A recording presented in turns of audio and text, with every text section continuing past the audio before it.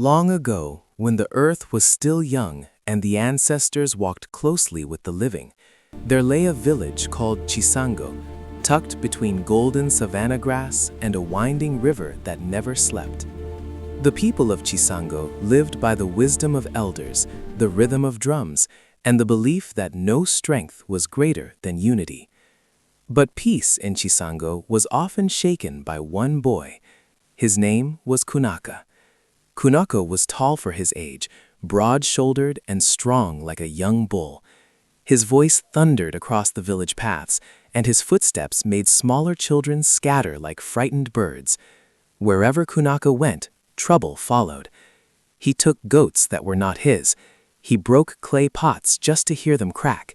He mocked the weak and laughed when others cried.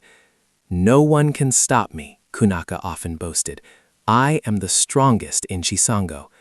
The elders warned him. His mother pleaded with him. The children feared him. But Kunaka's heart had hardened like sun-baked earth. The cruel game. One dry afternoon, the village children gathered under a great baobab tree to play nodo, tossing smooth stones into small holes in the ground. Laughter filled the air until Kunaka arrived. "Move," he shouted, kicking the stones away. The smallest boy, Tapiwa, trembled as Kunaka grabbed him by the arm. "Give me your food," Kunaka demanded. But it's all I have," Tapiwa whispered.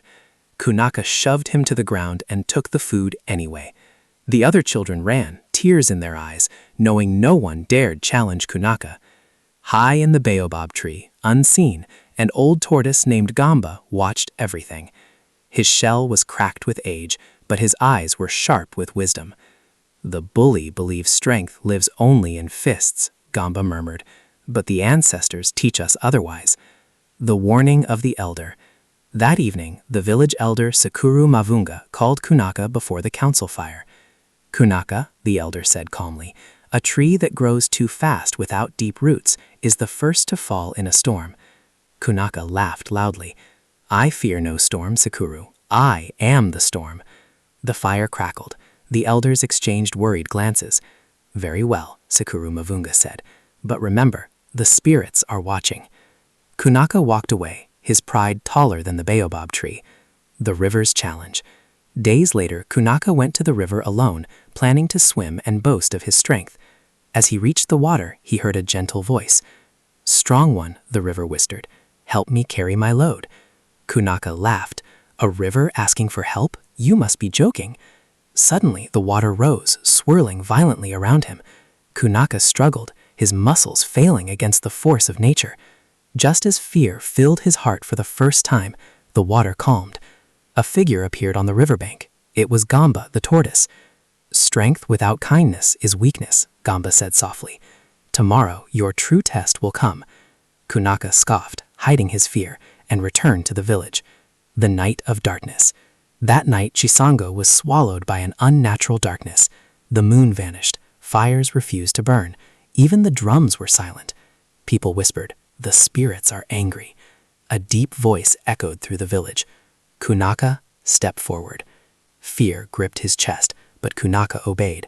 From the shadows emerged 3 spirit animals, a lion, an eagle, and a tortoise. The lion spoke, "You use strength to harm." The eagle cried, "You see only yourself." The tortoise said, "You have forgotten wisdom." The spirits gave Kunaka a choice. "Tomorrow," they said, "your strength will be taken away. You will live as the weakest. If you learn humility, it will be returned. If not, you will remain broken forever." Kunaka fell to his knees, shaking. The fall of the bully. At sunrise, Kunaka woke up weak. His arms trembled. His legs failed him. He could not even lift a calabash of water. The village children watched in shock as Kunaka stumbled and fell. Some laughed, some pointed, some remembered their pain. Tapiwa, the small boy Kunaka once bullied, approached him.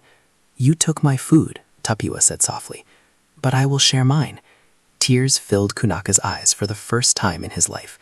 Day after day, Kunaka struggled. He was mocked, he was ignored, he felt the same pain he once caused. Slowly, something changed. He began to help with small tasks. He apologized. He listened. The return of true strength. One evening, as Kunaka helped an old woman carry firewood, Gamba appeared again. "You have learned," the tortoise said. "True strength protects, it does not destroy." The spirits returned that night. Kunaka felt warmth flow through his body. His strength returned, but it felt different, quieter, controlled. From that day on, Kunaka became a guardian of the village, defending the weak and teaching children games instead of fear.